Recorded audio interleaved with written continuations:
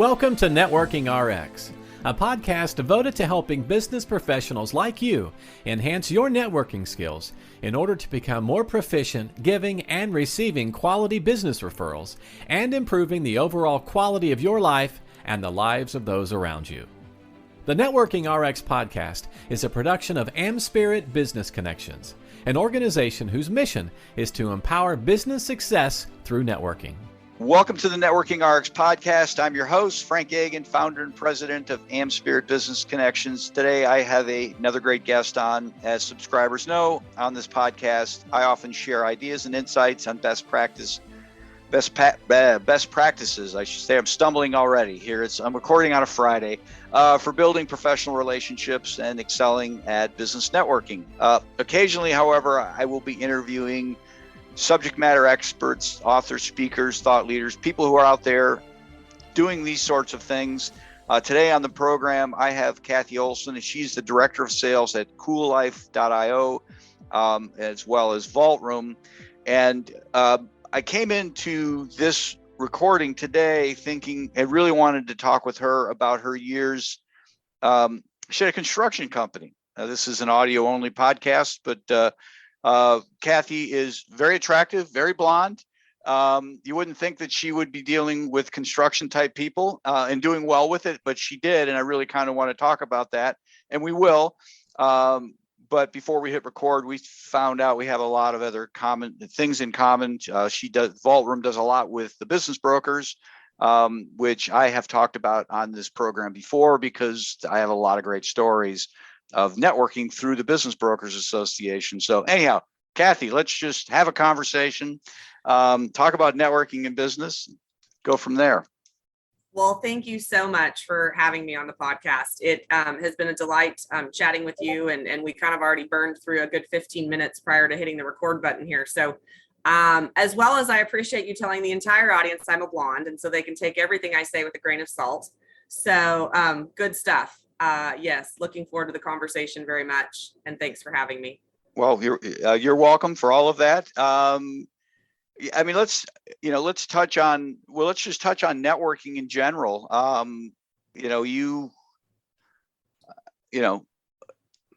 The construction industry is a very male dominated world. It just is. Lots of cat calls and cackling, and maybe not so much anymore. I had a guy doing some work at my house, or my office, excuse me, and whenever somebody would walk by, he would, I call it cat calling, right? And I'm like, Randy, Sure. you can't do that. Yeah. Oh, some girls like it. Like who? I want to meet her because no one I've seen so far likes it. And maybe that's a horrible generalization, but it's kind of the caricature of that industry, and maybe it's not fair. Well, yeah, and it was interesting. I was actually on a networking call with someone, and a lady, and she asked me that. She's like, "How did you climb up that mountain of construction as a female?" And I'm like, it had really been the first time I'd ever been asked that question. And I had to reflect for a minute. And I said, I kind of didn't think about it. And I know that's weird. And yeah, there were a few things that came up, but it kind of goes back to business in general. And I just kind of put my head down, and I think we all kind of melt into our environment. Mm-hmm. And, obviously attire is different at a business brokers conference than a construction site. So, yeah, I mean, most times I was at the desk. Obviously, I was in business development. I kept work in front of the crew. That was commercial and residential. But sometimes I was on a roller or in the ditch, with the shovel or a grade rod. So you just kind of honestly shoulder to shoulder, whether that's another female or a male, and you do the work. And I think when you do the work, the cat calls don't even have time to come. Does that make sense? No, what I mean? It does. I mean, I kind of have I was in conversation, or maybe in a podcast, maybe it was just a conversation, but somebody was asking me about discrimination, what I thought about discrimination. And I just told them, I said, you know what, I'm in business. Yeah. I don't have time to discriminate. I just need somebody to get the job done. That's exactly right. And I mean, listen, construction is you wake up unemployed every morning, on to the next one.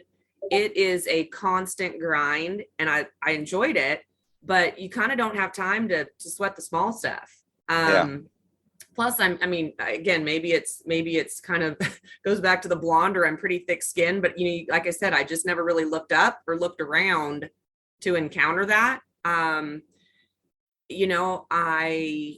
Maybe it was just, we were young and we were rolling, but I wasn't scared to do much. I would have an idea and I would attack it, and I would look to how you open this podcast. How do I build a relationship? It wasn't ever, how do I get that job? Right. It was, how do I build that relationship so I can in turn obviously talk about the company, what we can provide, how we're different, and then ultimately get the job. And so, I mean, I cold called into Cabela's. I cold called into one of the largest GCs in the Northwest, because they were the one that was contracted to build all of the border patrol stations on the Canadian Washington, Idaho border. And for some reason I thought, why wouldn't they want to get to know me? Right. Very enjoyable person. And so I built a relationship, and ultimately we got the contract, and I was able to sell them all of the steel buildings for all of those border stations. And then we won the bid to erect those buildings, as well as do some utility work. And I did that by building a relationship. So, and you just kind of keep your head down and you go for it. Yeah. Well, it's like I said before, it's if you have the luxury to discriminate, if you have the luxury to say, hey, I'm only gonna work with family, Sure. that's a form of discrimination. That's a horrible idea, by the way, but yeah, well, I know. Yeah, but I mean, but people do that, right? It's like, hey, I'm going to take care of family, but I think at some point you just have to get the people that you rely upon. Sure. The analogy I've used is, if I'm on a deserted island and it's me, I'm a white guy, a black guy, a Jewish guy, an Indian person, and we're just going to try and survive. You can't say, well, I'm not dealing with you, you're black, right? I mean, it's just, you can't do that. And I think business in many ways is like being on that deserted island. It's like, we've just got to figure this thing out, or else none of us eat. None of us survive. Yeah. I agree. And maybe it's because I moved around a lot as a kid. I started grade school actually in Texas, and I moved to the Northwest. I've been in California. I guess I've never really paid attention to male, female, black, white, purple, whatever. And honestly, one of my greatest mentors, it was my high school counselor. His name was Mr. Wayne Jackson. Great guy. And I had the difficult thing. I mean, some kids would think it's difficult. I thought it was difficult at the time, but looking back, it was great. I moved. So I was on the western side of Washington State my freshman year, had a fantastic year. I was high school rodeoing. I won the state. I mean, had a great network of friends. And my parents go, we're going to move 5 hours away. Excuse me? So we moved to Eastern Washington, and my dad was great. He told me why. It was a business move. It was needed for our family. So I embraced it. So I go into a huge high school in Eastern Washington as a sophomore, no friends, no connections. And I had to build relationships. And the first one I built was with Mr. Jackson, my counselor. And he was fantastic. So long story short, we end up building a fantastic relationship. He was a huge mentor, a huge fan of mine. I was a huge fan of his. And I think my folks and I went over for like coffee or something Christmas morning. It was my senior year. And we walk in, and I look on the mantle above the fireplace. He had sons, and there's, like school pictures of his boys, right? Handsome black men. And then there's a picture of me right next to him. Oh, wow. And I go, wow, Mr. Jackson, I'm honored to be on the mantle. He goes, well, you're my daughter. And there's this little, white blonde girl up there amidst these black men. And I giggled, and it didn't mean as much then as it means now. But I think it speaks to your point, Frank, that you just go and do the work, and you're shoulder to shoulder with whoever fits the bill, right? It doesn't matter. Yeah. So I've been blessed to really always work and live in a great amount of diversity. So I think I've been blessed to have that. No, it sounds like it. I mean, even in the business broker world, I've been very involved, for a long time, and somewhat involved with the Ohio business brokers. It's an it's a old white guy thing. Totally. Right? Yep. You got a lot of these people, they might be successful in residential, move on to commercial, and then realize, hey, there's a lot of fun in brokering businesses. Or maybe they do a little of both. There are occasionally women. You go to the IBBA, the International Association. I don't know if you see more women there, but I've seen one or two in the Ohio Brokers Association. Yeah. I don't know. It's but same thing. You just develop relationships.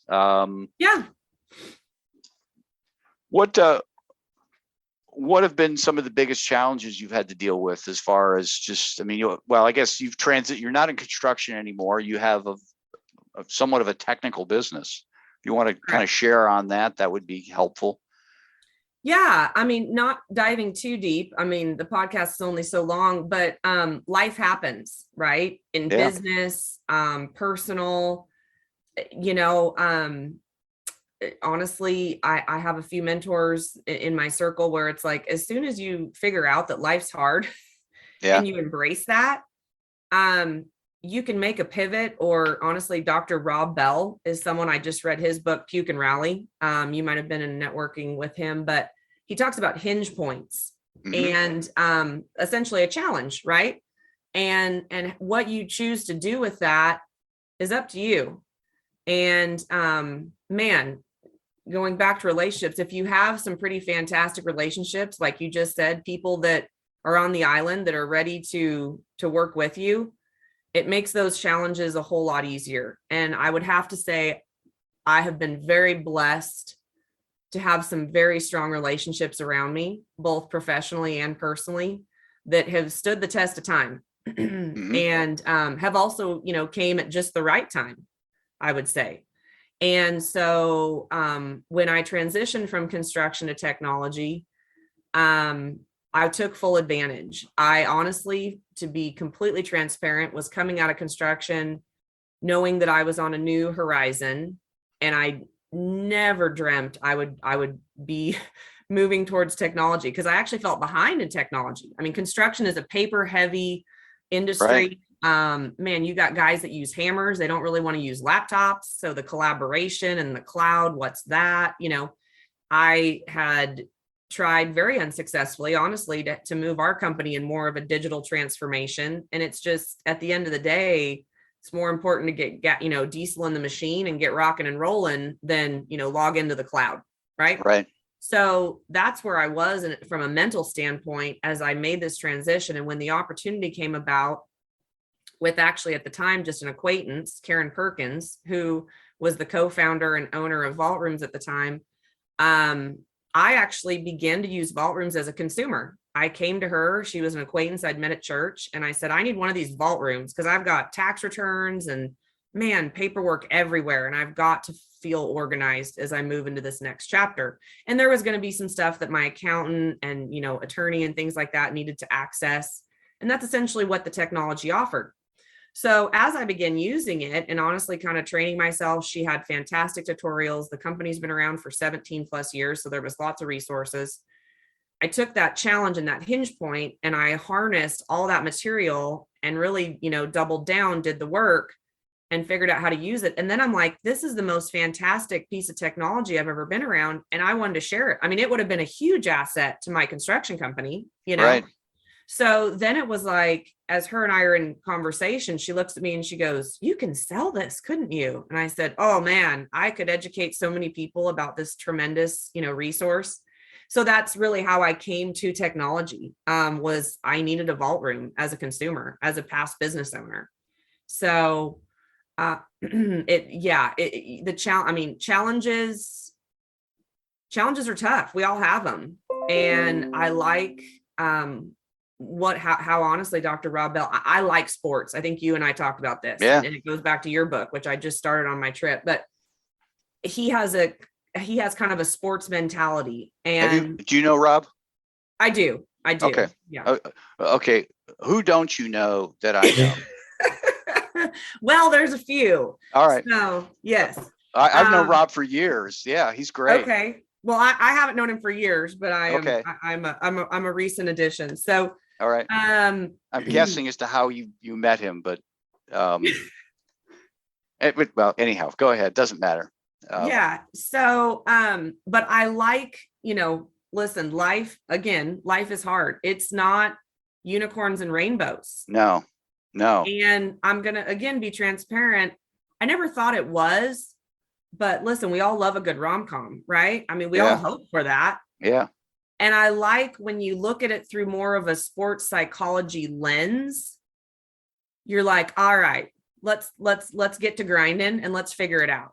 This is up to me. Yep. And I'm going to have to do the work, and I'm going to have to double down. And it doesn't matter really about anything, but just moving forward and taking full advantage, like I said, of resources, relationships, anything you can get your hands on to drive forward.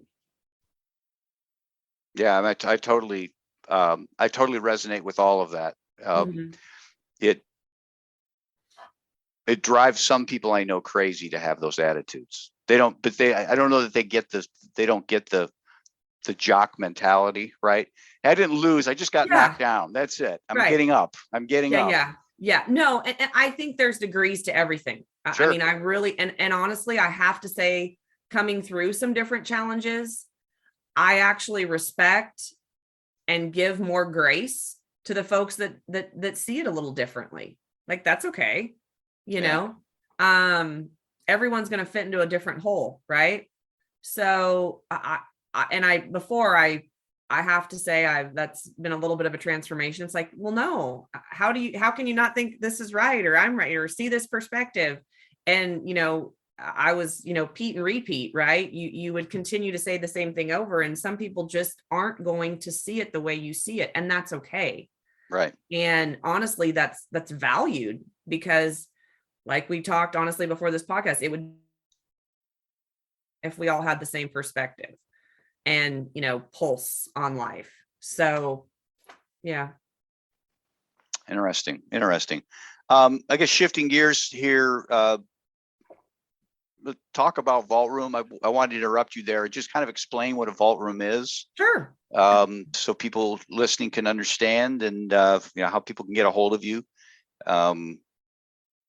It's it's just amazing what's happening with the world. I'm very optimistic. When I say happening with the world, I mean just technology, and I ran into a friend at church, and I said, "Are you going skiing with your kids?" "My kids are going skiing." This is years ago.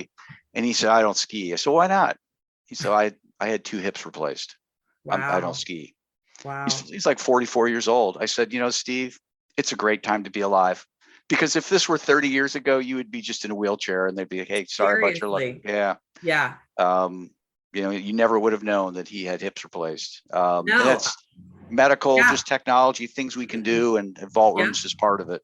No, to that point, honestly, there was a fantastic lady, Judy Carlson. She's a financial advisor. She's phenomenal. Her and her daughter live in Denver. Had never met the woman in my life, but of course met her through networking, cultivated a relationship. Well, they picked me up, God bless them, on Mother's Day, and we went hiking.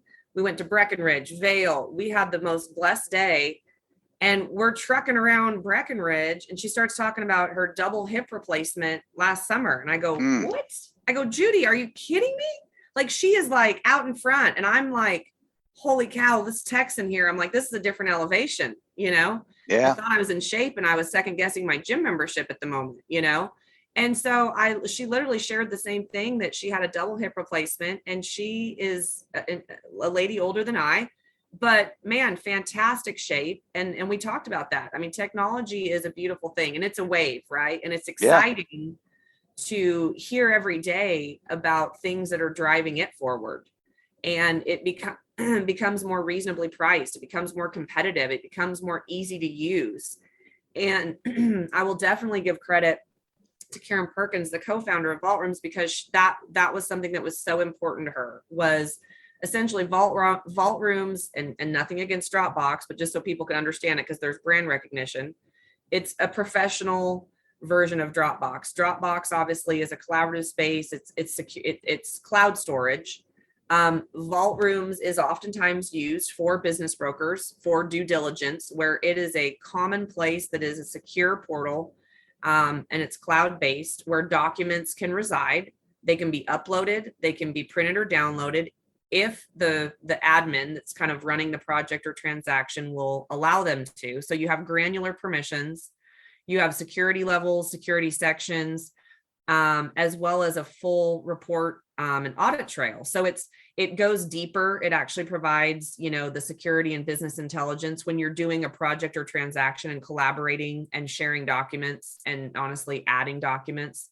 So, I mean, it's very robust. There's a lot of features and opportunities, and but it's mainly used in that due diligence space. But like I said, I see it through a little bit different lens as a previous small business owner. I would have used it for, every project would have had a folder, and I would have went ahead and chose the users, which were my lead men, to be able to access the documents and the geotech report and the drawings and the notes, and even, some of the bid. It would have been fantastic for that. So, in COVID, like, for example, there was a lady that was just a joy to meet. She was a European travel agent. She booked very high-end tours and trips, and she'd been in the business over 20 years. And then COVID happens, right? So there, things are different. And so she's like, I don't know how to securely get people's passport numbers and then share stuff that has their social and their, different itineraries. And so we set her up a Vault Room, and it's worked like a dream. So, we do have that space of, M&A and transactional, but we also worked with a lot of banks. When the first round of PPP loans came out, we had some younger community banks reach out, from our network and go, we have no idea how to securely collect, loan applications at the number that we know they're going to come in, and then again, turn around and have them review and sign documents. We don't have an app for that. You know what I mean? Right. Yeah. And so we literally built processes for these banks, and we actually did a case study. New Valley Bank was one of those customers, and they just championed the process that we quickly put together. And I mean, I would have to look at the case study because it was a while back, but literally the amount of loans they were able to process was just head and shoulders above what they were doing and what they thought they could ever do. And they did it seamlessly. So that's the kind of stuff, putting those puzzle pieces together. I like working across all industries. And I mean, I still have a Vault Room today. I mean, I don't have a file cabinet, because all my tax returns and anything that's business critical or, personally confidential, that kind of thing, is in my Vault Room. So yeah, that's a little bit about it. That's good to know. I'll have to pick your brain a little more on Vault Room at some point. Sure. Anyhow, I appreciate your time today. We went in a million directions. We'll talk Rob Bell and Michelle Murder, Sajjad Hussein. They're all fantastic. Well, you're like connected like I am. We probably show up at the same Christmas party, and it's like, why are you here? Well, I know them. Right. Exactly. Exactly. Thank you for your time. Yes, Frank, thank you. It was really enjoyable. I enjoyed all parts of the conversation. You're doing great work, and it is all about the relationship. My dad, I can't end this without speaking to him, because he was my greatest mentor. And he told me, Kathy, you can pretty much drill it all down to two things, and that's relationships and timing. And man, time and time again, I come back to those two things when working with people, when moving through, the chapters of life. And it's really what it's all about. So I appreciate the information you're sharing and the opportunity to be here today. Have a great day. Thanks. You too. Thanks for joining us on the Networking RX podcast. Please put what you've learned into action today and let us know if you have questions, comments, or ideas for future topics. You can email them to us at podcast@amspirit.com. That's AmSpirit.com. Finally, so you never miss an episode, be sure to subscribe to the Networking RX podcast through iTunes, Overcast, or however you receive your podcasts. Now get out and network with someone. The Networking RX podcast is the copyright production of AmSpirit Business Connection. All rights reserved.